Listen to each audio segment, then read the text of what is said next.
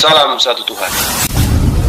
Allah menegaskan bahwa tidaklah benar orang kafir itu berkata pada hari kiamat sebagai alasan bahwa nenek moyang mereka lah yang pertama kali menciptakan kemusyrikan di antara mereka. Lalu kemudian mereka melanjutkan kemusyrikan itu. Dia kemudian ingin menyatakan bahwa kami musyrik.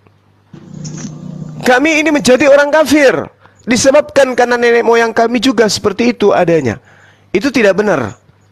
Jadi ayat ini kemudian orang-orang kafir melakukan pembelaan. Kami menjadi kafir karena nenek moyang kami dulu kafir, maka kami juga seperti ini adanya. Makanya Allah mengatakan, maka apakah engkau akan membinasakan kami serta perbuatan orang-orang dahulu yang sesat?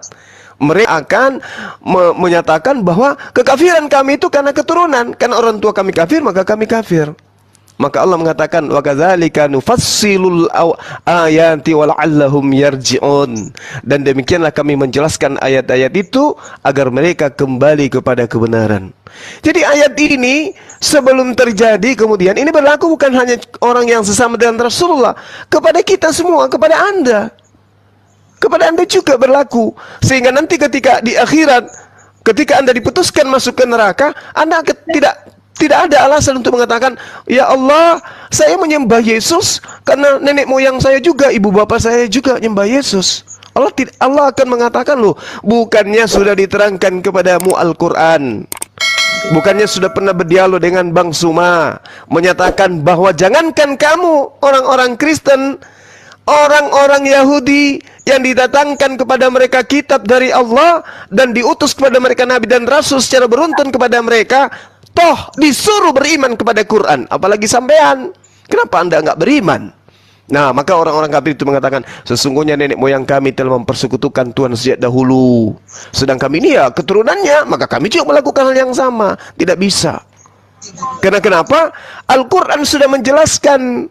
Seruan-seruan Allah kepada Bani Israel itu sudah sangat jelas. Ahli kitab diseru oleh Allah agar kemudian ahli kitab itu beriman kepada Allah, agar mereka itu kembali kepada jalan yang diseru oleh Allah. Apa yang diterangkan kemudian? Ya ahli kitab, qad ja'akum rasuluna yubayyinu lakum katsiran mimma kuntum tukhfuna minal kitab wa ya'funa an katsir. Wahai ahli kitab, ini ahli kitab aja diseru, bayangkan.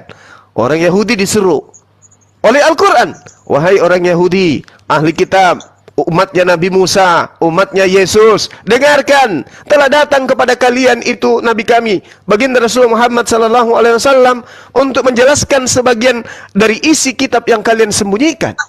Sungguh telah datang kepadamu cahaya, yaitu Islam dari Allah, dan juga kitab yang menjelaskan, yaitu Al-Quranul Karim. Yahdi bihillahu man ittaba'a ridwana subulan salam.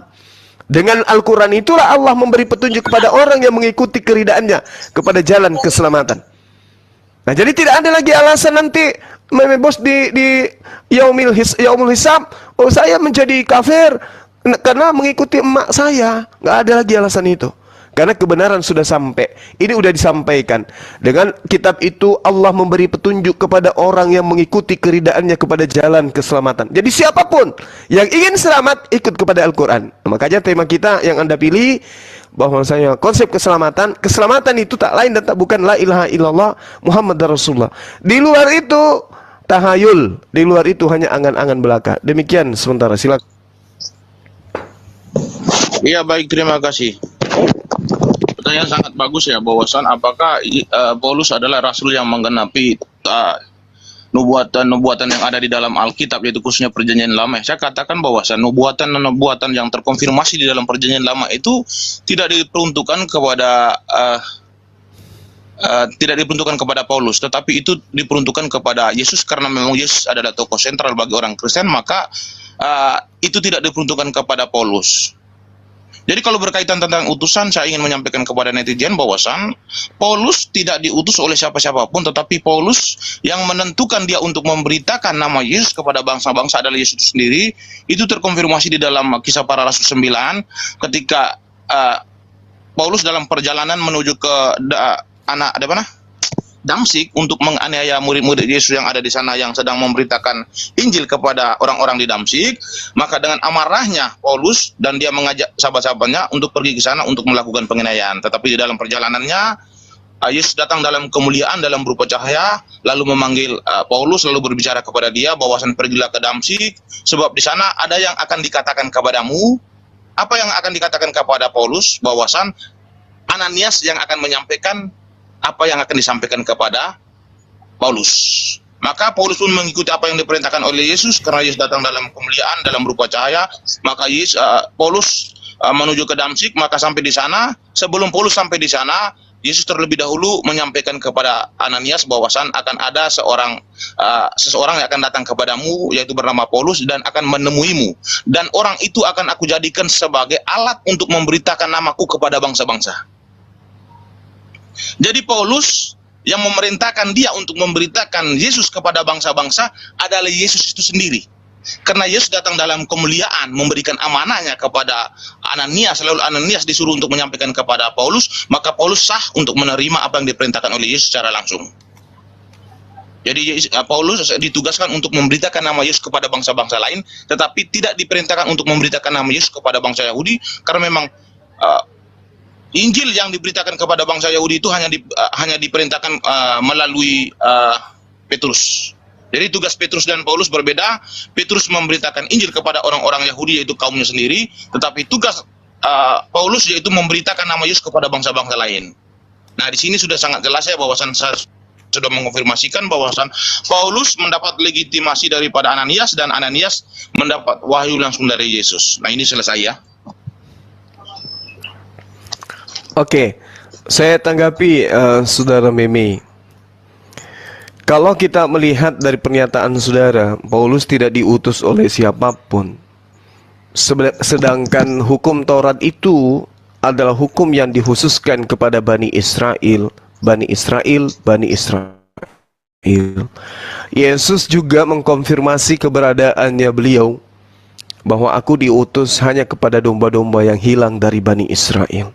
Ini tidak bisa diruntuhkan oleh kekuatan apapun, kecuali kita tidak menggunakan logika sehat. Nah, sekarang keberadaan Paulus ini terkonfirmasi sebenarnya di dalam Kejadian 49. Di Kejadian 49, ketika kemudian di data nomor 1 dikatakan Yakub memanggil anak-anaknya dan berkata kepada ke-12 anaknya, datanglah berkumpul supaya kuberitahukan kepadamu apa yang akan kamu alami di kemudian hari. Jadi Yakub ini memberitahukan kepada keturunannya, ke-12 anaknya, apa yang akan terjadi dan apa yang akan dialami mereka kelak. Jadi Yakub kemudian meramalkan. Jadi kalau di Islam ini beliau adalah nabi, seorang Nabi Yakub meramalkan keturunannya seperti apa lakunya kelak ke depan. Dipanggillah kemudian, matanya dipanggil, Yehuda dipanggil, kemudian Dan dipanggil, Naftali dipanggil, Yusuf dipanggil, Asher semua dipanggil juga, Zebulun, pokoknya semua 12 suku, 12 anaknya ini itu dipanggil. Tibalah pada saat Benyamin dipanggil, apa yang dikatakan? Kita ambil contoh dulu. Gad, kamu akan diserang oleh segerombolan, tetapi akan menyerang tumit mereka. Asher, makanannya akan melimpah mewah. Kemudian Naftali, dia akan seperti rusa betina yang terlepas. Ia akan melahirkan anak-anak yang cantik. Yusuf seperti pohon buah-buahan muda, akan memberikan santapan raja-raja, dan seterusnya. Lalu kemudian Benyamin seperti serigala yang menerkam pada pagi dan memangsanya, dan pada waktu petang ia akan membagi-bagikan rampasannya. Lalu kemudian dikatakan di data 28, itulah semua suku Israel, 12 jumlahnya. Itulah yang dikatakan ayahnya Yakub kepada mereka ketika dia Yakub memberkati anak-anaknya, tiap-tiap orang diberkatinya dengan berkat yang diperuntukkan kepada mereka masing-masing. Benyamin, keturunanmu akan berlaku seperti serigala. Pada pagi hari dia akan memangsa, dan pada malam hari dia akan membagikan mangsanya. Paulus mengaku di dalam Roma 11 nomor 1. Maka aku bertanya, adakah Allah mungkin telah menolak umatnya sekali-kali? Tidak. Karena aku sendiri pun adalah orang Israel, keturunan Abraham dari suku Benyamin. Sebagai suku Benyamin, dia harus berlaku seperti serigala. Maka kalau dia benar menggenapi, dia mengambil ajaran Yahudi, kemudian diajarkan kepada non-Yahudi. Pengakuannya di data nomor 13, nomor 11, Roma 11. Aku berkata kepadamu, hai bangsa-bangsa bukan Yahudi, justru karena aku adalah rasul untuk bangsa-bangsa bukan Yahudi, aku menganggap hal itu kemuliaan pelayananku. Apa yang dirampas oleh Paulus? Hukum Taurat. Lalu dijual kepada Romawi dan Yunani. Itu fakta. Berarti serigala yang harus diwaspadai menurut Yesus, Paulus. Seperti itu, Bung. Jadi makanya saya katakan bahwasanya kalau berbicara mengenai konsep keselamatan, keselamatan itu endingnya hanya ada di Islam. Gak ada yang lain. Kalau mampir di ajaran Benyamin, keturunan Benyamin, siap-siap. Siap-siap. Anda akan ditolak. Kenapa? Karena keturunan Benyamin itu akan berlaku serigala. Dan itu fakta. Anda mendapatkan sebuah pengajaran dari Paulus. Ajaran yang diambil dari Roma, dari Yahudi. Sementara Yahudi tidak memiliki ajaran yang diperuntukkan untuk Romawi dan Yunani. Tapi hasil rampasan Pauluslah yang kemudian menjadikan sandaran dalam beragama, berdirinya agama Kristen. Maka solusi terakhir hanya Islam. Karena Islam diperuntukkan untuk semua manusia. Tidak ada kemudian rampasan-rampasan. Oh, kita rampas Al-Quran, kita ajarkan kepada bangsa. Enggak. Al-Quran memang untuk Anda, untuk seluruh umat manusia. Litubayyina linnasi ma nuzzila ilaihim. Silakan Anda tanggapi.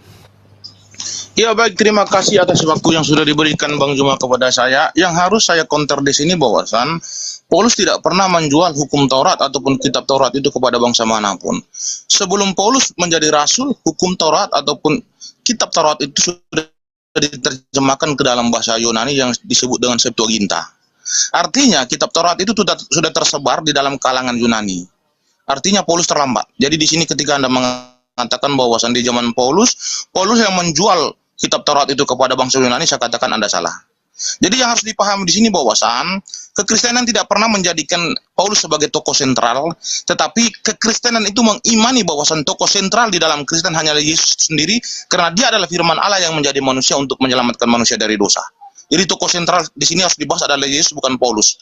Paulus hanya mengikuti apa yang diperintahkan oleh Yesus, bahwasan ini orang akan aku jadikan alat untuk memberitakan namaku kepada bangsa-bangsa. Jadi status Paulus tidak bedanya dengan rasul-rasul lain seperti Yohanes ataupun Petrus ataupun Yakobus ataupun Matius ataupun Lukas ataupun Markus ataupun yang lain-lain. Jadi mereka bukan tokoh sentral, tetapi tokoh sentral yang diimani oleh orang Kristen adalah Yesus Kristus. Dia adalah Tuhan dan Juru Selamat bagi orang Kristen, dan bukan mereka sebagai tokoh sentral. Mereka hanya mengikuti amanah yang sudah diberikan Yesus kepada mereka untuk memberitakan nama Yesus kepada bangsa-bangsa lain, termasuk bangsa Yunani, bangsa Mesir ataupun bangsa Eropa yang lainnya. Jadi di sini ketika Anda mengatakan orang Kristen menjadikan Paulus sebagai tokoh sentral, Anda keliru. Kristen tidak pernah menjadikan Paulus sebagai tokoh sentral, tetapi Kristen menjadikan Yesus sebagai tokoh sentral dalam melakukan karya keselamatan kepada bangsa-bangsa. Itu harus dipahami dulu ya. Jadi jangan di sini menuntut bahwasan Paulus itu dijadikan sebagai tokoh sentral, itu sangat keliru. Karena Kristen tidak pernah menjadikan Paulus, yaitu mutlak tunggal, kami jadikan sebagai tokoh sentral, tetapi tidak, kami hanya menjadikan Yesus sebagai tokoh sentral, mereka hanya mengikuti amanah yang diperintahkan oleh Yesus. Itu harus dipahami dulu. Jadi begini, keselamatan di dalam Kristen harus saya paparkan kepada Anda bahwasan kami tidak berpatokan kepada Paulus, tetapi kami berpatokan kepada Yesus. Karena Yesus semasa hidupnya itu, dia memberitakan Injil kepada Bani Israel, karena Yesus datang untuk menyelamatkan mereka dari dosa, tetapi mereka bandel, mereka tidak mau mengikuti apa yang diperintahkan oleh Yesus, maka Yesus memberikan sebuah amarah kepada mereka. Maka apa kata Yesus kepada mereka di Matius 21:43? Sebab itu aku berkata kepadamu bahwa hak kerajaan Allah akan diambil daripadamu dan akan diberikan kepada suatu bangsa yang akan menghasilkan buah kerajaan. Artinya amarah Yesus di sini sangat meluap-luap, karena dia marah kepada Bani Israel yang tidak mau mendengar apa yang diberitakan oleh dia. Maka ketika dia sudah mencabut hak kerajaan Allah daripada bangsa Israel, maka dia memanggil ke-12 muridnya. Lalu apa kata dia kepada murid-muridnya di Markus 16 ayat 15 sampai habis? Dia berkata begini, pergilah ke seluruh dunia, beritakanlah Injil. Siapa yang percaya akan dibaptis, tetapi siapa yang tidak percaya akan dihukum. Berarti hak keselamatan yang diberikan Yesus kepada mereka telah dicabut dan akan diberikan kepada bangsa yang lain. Maka bangsa yang menerima itu adalah orang-orang Kristen yang memberikan dirinya dibaptis dan menerima Injil sebagai jalan kebenaran. Artinya yang menjadi tokoh sentral di sini Yesus, bukan Paulus. Yesus hanya mengikuti amanah yang diperintahkan Yesus. Dan sebaliknya, murid-murid yang lain juga statusnya sama seperti Paulus. Jadi mereka bukanlah tokoh sentral, tetapi hanya Yesus satu-satunya Tuhan dan Juru Selamat sebagai tokoh sentral untuk melakukan karya keselamatan kepada seluruh umat manusia, bukan kepada Bani Israel saja. Itu Bang, silakan Bang.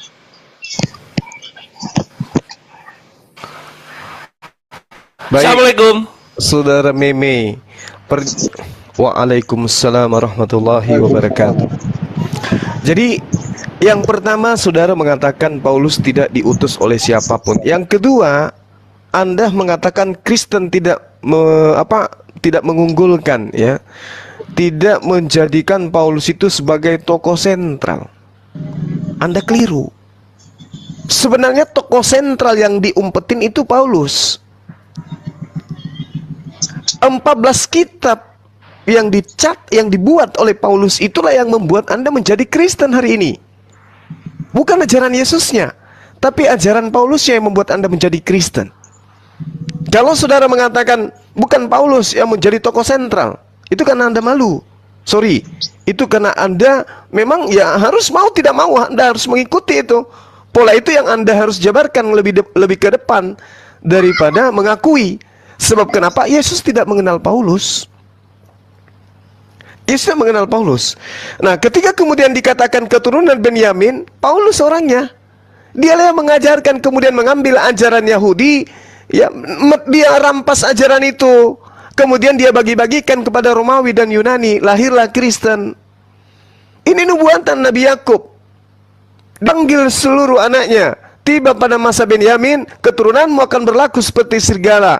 Pada pagi hari mengambil rampasan dan memangsanya. Kemudian pada petang hari dia akan bagi-bagikan rampasan itu kepada non-Yahudi. Itu pengakuan beliau sendiri. Galatia 1 nomor 16, berkenan menyatakan anaknya di dalam aku, supaya aku memberitakan dia di antara bangsa-bangsa bukan Yahudi. Mana dalil pembenarannya? Di mana Yesus mengaku bahwa dia diutus untuk non-Yahudi? Nggak ada. Nomor 17, aku juga tidak pergi ke Yerusalem mendapatkan mereka yang telah menjadi rasul sebelum aku, tetapi aku berangkat ke tanah Arab dan dari situ kembali ke Damsyik. Siapa yang memerintahkan beliau? Galatia 2 nomor 8, karena ia yang telah memberikan kekuatan kepada Petrus untuk menjadi rasul bagi orang-orang bersunat, dia juga yang telah memberikan kekuatan kepadaku untuk menjadi rasul bagi orang-orang yang tidak bersunat. Yang ngajarin siapa? Pengakuan sendiri. Nah, ketika saudara mengatakan kami tidak menjadikan dia sebagai tokoh sentral, Anda lupa. 1 Korintus 11 nomor 1. Genomai memites katos kago Kristus. Jadilah teladanku. Jadikan aku sebagai teladan. Jadilah pengikutku, sebagaimana saya juga ini adalah Kristus. Itu terjemahan yang benar. Kalau di dalam lembaga kitab Anda, jadilah pengikutku sama seperti aku juga menjadi pengikut Yesus. Padahal tidak begitu terjemahannya sesungguhnya. Terjemahan sesungguhnya adalah, jadilah pengikutku sebagaimana saya juga adalah Kristus. Nah, itu terbukti. Anda benar-benar menjadikan Paulus ini sebagai tokoh sentral di dalam beragama. Siapa yang mengajarkan Anda mempertuhankan Yesus? Paulus. Siapa yang mengajarkan Anda bahwa hukum Taurat itu adalah kutukan? Paulus. Siapa yang mengajarkan bahwa hukum Taurat yang datang pada Bani Israel itu adalah sudah dibatalin? Paulus. Siapa yang mengajarkan bahwa Yesus itu untuk seluruh umat manusia? Paulus. Siapa yang mengajarkan kemudian untuk menghalalkan apa yang diharamkan dalam Taurat? Paulus. Siapa yang mengajarkan Yesus itu Tuhan? Paulus. Yang mengajarkan penyaliban? Paulus. Penebusan dosa? Paulus. Dosa waris? Paulus. Jadi tokoh sentral sebenarnya adalah Paulus. Yesus itu hanya harta rampasan yang dibagi-bagikan kepada Romawi dan Yunani. Yesus nggak tahu menahu. Nggak tahu menahu. Kalau setelahnya nanti dia akan jadi Tuhan. Dia nggak tahu menahu itu. Oleh karena itulah kemudian apa pesan beliau kepada murid-muridnya? Waspadalah kepada ahli Taurat, waspadalah kepada orang Farisi, waspadalah kepada keturunan ular beluda. Kenapa? Karena keturunan ular beluda orang Farisi ini kelak akan membuat sesuatu yang sangat luar biasa yang akan membinasakan manusia.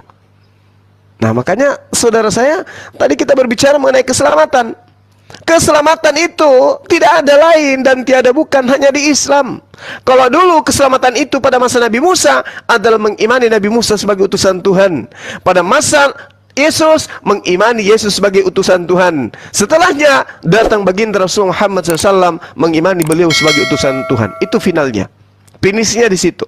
Makanya Anda tidak akan pernah bisa menemukan, wahai manusia, aku diutus kepada kalian semua. Nggak ada pernyataan Yesus seperti itu, nggak ada. Malah kalau Anda lihat dalam Matius 15 nomor 24, aku diutus hanya kepada domba-domba yang hilang dari Bani Israel. Kan sedih kita. Oh, ternyata Yesus hanya untuk Bani Israel. Tapi kemudian sang serigala mengambil itu, membagi-bagikan kepada non-Yahudi. Sehingga dikatakan apa? Beritakanlah Injil kepada setiap makhluk. Barang siapa yang percaya dibaptis, siapa yang tidak percaya dihukum. Itu pekerjaan siapa? Pekerjaan keturunan Benyamin yang merampas ajaran Yesus, membagi-bagikan kepada non-Yahudi. Sementara Yesus sendiri keciduk menganggap orang di luar Yahudi itu sebagai guguk. Tidak pantas makanan untuk anak diberikan kepada anjing. Pengakuan siapa itu? Pengakuan siapa itu? Pengakuan Yesus. Artinya memang Yesus ini hanya untuk Bani Israel. Tapi karena ada keturunan Benyamin yang merampas ajarannya, maka ajaran itu dibagi-bagikan kepada di luar Yahudi sampai kepada Anda menjadi Kristen hari ini. Jadi konsep keselamatan itu hanya ada satu, yaitu mengimani Yesus sebagai utusan Tuhan. Tidak lebih, tidak kurang, tidak ditambahi. Hanya utusan Tuhan. Dan mengimani baginda Rasul Muhammad SAW adalah Rasul dan Khataman Nabiyyin, penutup para nabi setelahnya. Demikian sementara, silakan. Baik, terima kasih. Saya akan menjawab dua tuduhan Bang Juma terhadap Paulus, bahwasan yang mengajarkan Yesus menjadi Tuhan adalah Paulus, yang mengajarkan tentang penyaliban adalah Paulus, lalu yang memberitakan keselamatan itu kepada bangsa-bangsa adalah keinginan Paulus. Pertama, saya ingin menjawab bahwasan yang mengajarkan tentang penyaliban Yesus bukan Paulus. Yang mengajarkan penyaliban Yesus adalah 4 Injil yang terkonfirmasi di dalam Alkitab yang sudah dikanonisasi. Itu 4 Injil adalah Markus, Lukas, dan juga Matius, dan juga Yohanes. Nah, kita lihat apakah mereka menjadi saksi ketika Yesus disalib. Apakah mereka mengajarkan tentang penyaliban Yesus? Ya. Kita buka di Kisah Para Rasul 3 ketika Petrus dan Yohanes ketika mereka berkhotbah di Bait Salomo. Kisah Para Rasul 3 ayat 14 ya. Tetapi kamu telah menolak yang kudus dan benar, serta menghendaki seorang pembunuh sebagai hadiahmu. Demikianlah ia pemimpin kepada hidup, telah kamu bunuh. Tetapi Allah telah membangkitkan dia dari antara orang mati, dan tentang hal itu kami telah menjadi saksi. Jadi di sini Petrus dan Yohanes menyaksikan bahwasan berkaitan tentang penyaliban Yesus itu, mereka lah yang menjadi saksi. Dan terbukti mereka mendokumentasikan menjadi sebuah kitab yang diimani oleh orang Kristen sekarang. Artinya, mengajarkan tentang penyaliban Yesus bukanlah Paulus, tetapi para rasul yang menjadi saksi mata. Lalu yang kedua, saya ingin menjawab tuduhan Bang Juma bahwasan Paulus salah yang mengajarkan Yesus adalah Tuhan. Paulus yang lain tolong di-mute dulu supaya tidak mengganggu paparan saya. Oke, baik, sekali lanjutkan. Yang kedua, saya ingin menjawab tuduhan Itu iklan dari TikTok itu. Oh iya, lanjut.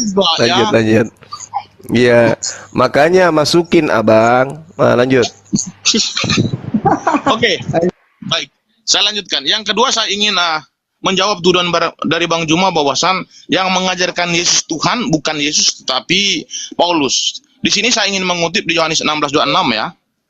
Yang menjadikan Yesus Tuhan bukanlah Paulus, tetapi Yesus sendiri memerintahkan untuk kami bertuhan kepada dia, dan kami harus menyembah dan berdoa kepada dia. Maka bunyi di Yohanes 16 ayat 26 bunyi begini, pada saatnya nanti kamu akan berdoa dan meminta segala sesuatu dalam namaku.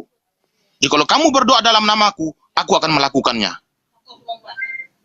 Melakukan itu apa? Mengaminkan semua doa-doamu. Bukan Bapak, tetapi Yesus yang mengaminkan semua doa. Artinya di sini Yesus menegaskan pada saat itu bahwasan suatu saat nanti kamu semua yang beriman kepadaku ini akan berdoa dan meminta segala sesuatu dalam namaku, dan aku akan mengaminkan semua doa dan permohonan kalian. Artinya yang memerintahkan kami untuk menuhankan Yesus bukan atas kehendak Paulus, bukan atas kehendak orang Kristen sendiri, tetapi atas perintah Yesus bahwasan pada saatnya nanti dan itu telah terjadi ketika Yesus telah terangkat ke surga, dan orang Kristen menuhankan Yesus setelah Yesus sudah terangkat ke surga. Artinya nubuatan itu telah digenapi oleh orang-orang Kristen.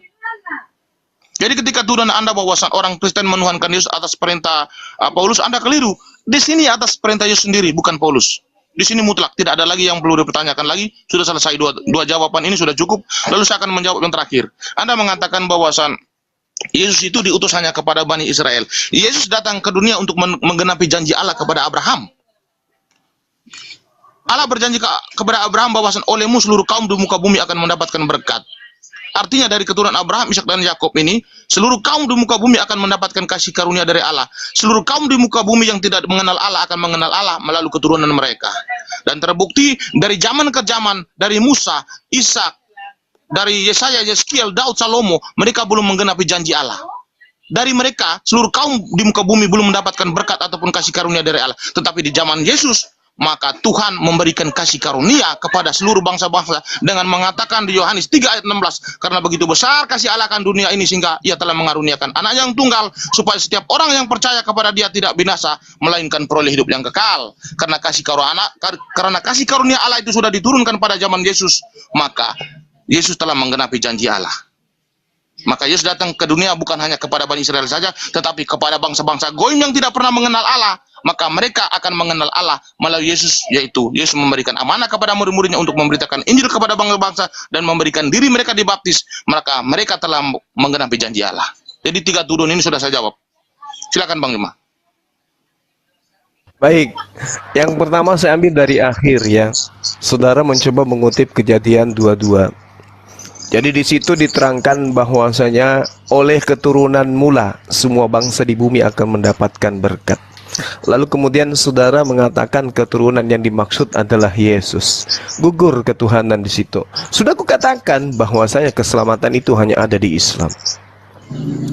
Kenapa? Mempertuhankan keturunan manusia itu adalah sesuatu yang sangat dimurkai oleh Allah. Sangat dimurkai oleh Tuhan. Karena Tuhan mengatakan la ilaha illa ana. Tiada Tuhan selain aku. Itu jelas dinyatakan dalam kitabnya orang Yahudi bahwasanya Tuhan itu cuma satu dan Tuhan yang benar itu adalah yang datang kepada para nabi. Di dalam kitab 1 Raja-Raja 8:60 supaya segala bangsa di bumi ini tahu. Ini perintah. Supaya segala bangsa di bumi ini tahu bahwa Tuhanlah Allah. Tidak ada yang lain. Ternyata keturunan Abraham juga adalah Tuhan. Jadi hati-hati berargumen. Kejadian 22:18, oleh karena keturunan mula semua bangsa di bumi akan mendapatkan berkat. Bayangkan Bung, saya punya anak nih, saya bujang nih misalnya nih. Kemudian saya punya anak, yang kuajarkan kepada anakku itu apa? Allahumma salli ala Muhammad wa ala alihi Muhammad kama sallaita ala Ibrahim. Coba, aku ajarkan kepada anak-anakku untuk kemudian melakukan pemberkatan. Anakku mengajarkan kepada anaknya secara turun-temurun. Maka pernyataan keturunanmu semua bangsa di bumi akan mendapatkan berkat itu digenapi oleh siapa? Ismail atau Ishak. Keturunan Ishak, keturunan Ismail mengajarkan semua manusia untuk melakukan pemberkatan. Allahumma salli ala Muhammad kama sallaita ala Ibrahim. Jadi keturunan yang dimaksud sini Ismail. Karena hanya keturunan Ismail lah lidahnya penuh dengan pemberkatan. Nah, sedangkan di Kristen kutukan terhadap Abraham. Ingat dalam Kejadian 12 nomor 3. Aku akan memberkati orang-orang yang memberkati engkau. Siapa yang memberkati Abraham siang dan malam? Umatnya Nabi Muhammad sallallahu alaihi wasallam, keturunan Ismail. Siang malam lidahnya basah dengan pemberkatan yang tak henti-hentinya kepada Nabi Ibrahim alaihissalam.